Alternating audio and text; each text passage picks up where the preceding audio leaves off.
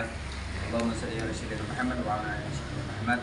Terima kasih Kang Ancas Derajat, Kang Herman, Kang Ian, Kang Yayan, Kang Lili, SPPMI, Kang Mulia, SPK, Lem SPSI, Lem SPSI, Pak Data, Pak Ari, Pak Data sama Pak Ari. Masih data ya? Ya, masih data ya.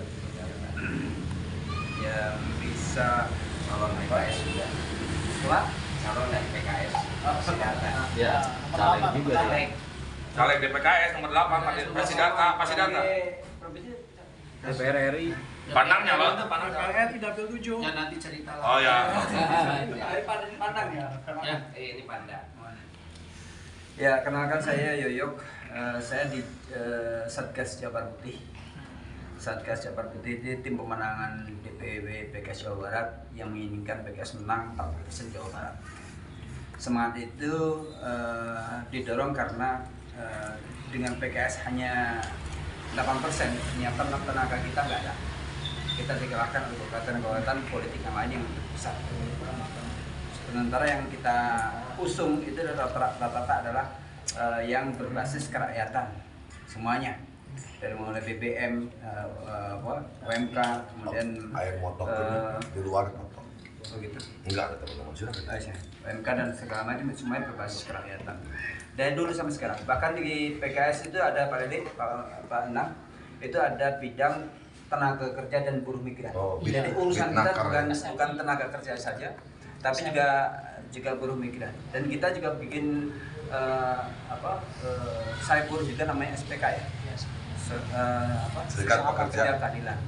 Serikat Pekerja Keadilan. Seperti itu. Dan keseriusan ini dan kekurangan yang kita pernah alami itu membuat kita semangat memenangkan PKS di Jawa Barat 40% dan 40% menyumbangkan suara besar untuk PKS nasional itu sekitar 15%. Jadi kalau 40% kita capai Jawa Barat itu 15% suara PKS di nasional akan terjadi dan itu akan menguntungkan kita semuanya karena apa? Selama ini perjuangan yang dilakukan oleh buruh ini sudah kita lakukan itu akan mendorong dengan adanya PKS menang. Itu pertama. Yang kedua kita melihat bahwa dua calon presiden yang lain itu tentunya sudah catatan sejarah tidak perlu dengan kaum buruh, rakyat kecil dan semacam. Kita hanya punya pilihan satu yakni Anies Baswedan dan itu kalau dilihat dari seluruh profilnya cukup meyakinkan bahwa dukungan kita Amin itu menjadi harapan yang bagus untuk kita semuanya. Makanya kemudian PKS menang, Aminnya presiden. Ini menjadi sebuah paket pasangan yang cukup bagus. Buruh sejahtera. Seperti itu, buruh sejahtera. Dan kalau Amin itu menang, sementara PKS partai-partai pengusungnya yakni PKS, PKB sama Nasdem itu kecil.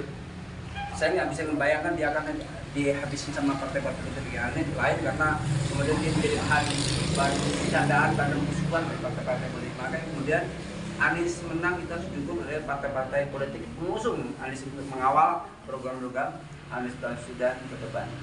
Pada kesempatan ini meskipun hubungan kita dengan partai buruh dengan serikat buruh, serikat kerja selama ini baik, tapi pada kesempatan ini saya ingin menjalin silaturahmi lebih kental lagi dan ini adalah tahap awal mungkin Kang Ajat kalau boleh nanti di waktu lain kita kumpulkan lebih banyak lagi kalau agak berkenan bahwa kami adalah bagian salah satu semangat yang bisa membawa suara buruh, suara pekerja itu ke kebijakan pemerintah. Makanya kemudian setelah pertemuan ini saya membuka diri untuk meminta ada pertemuan lebih besar lagi, terutama perwakilan program dari Serikat Buruh di Purwakarta. Dan kemudian disitulah mungkin kita gagas kita diskusikan bagaimana cara memenangkan Amin, bagaimana cara memenangkan partai-partai pendukung Amin di situ. Dan pada kesempatan juga saya memohon dukungan dari serikat pekerja. Ayo kita menangkan Amin, ayo menangkan PKS karena kami PKS butuh suara buruh. Tidak ada yang lain.